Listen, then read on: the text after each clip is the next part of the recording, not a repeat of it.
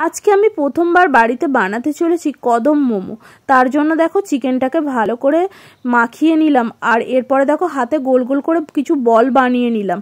তারপরে দেখো সব বলগুলো বানানো হয়ে যাওয়ার পরে আমি এখন কিন্তু ভাপাতে দেব। তো এই যে দেখো মোমো স্টিমারে করে ভাপাতে বসিয়ে দিচ্ছি, আর খানিকটা ভেপে যাওয়ার পর আমি ওর উপর দিয়ে ছড়িয়ে দিয়েছিলাম কামধেনুর রং, যেহেতু কদম মোমো বানাবো কদম ফুলের মতন যেন দেখতে হয়।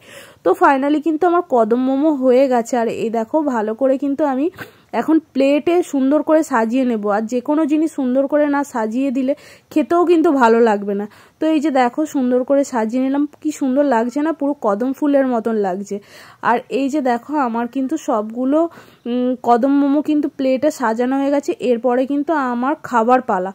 তো সত্যি কথা বলতে গেলে বন্ধুরা, তোমরাও একবার বাড়িতে কদম মোমো ট্রাই করে দেখো, সত্যি অসাধারণ লাগবে। তো আমি এই যে দেখো এখন আমি কিন্তু গালের মধ্যে একটা দিয়েই দিয়েছি কদম মোমো, আর খেতে কিন্তু সত্যিই অসাধারণ হয়েছে। তোমরাও একবার বন্ধুরা বাড়িতে ট্রাই করো, অবশ্যই ভালো লাগবে, অবশ্যই ভালো লাগবে। তো দেখা হচ্ছে নেক্সট কোনো মিনি ব্লগে। ততক্ষণ সবাই ভালো থাকো, সুস্থ থেকো, আর আমার চ্যানেলটাকে সাবস্ক্রাইব করতে থাকো। তো টাটা বন্ধুরা।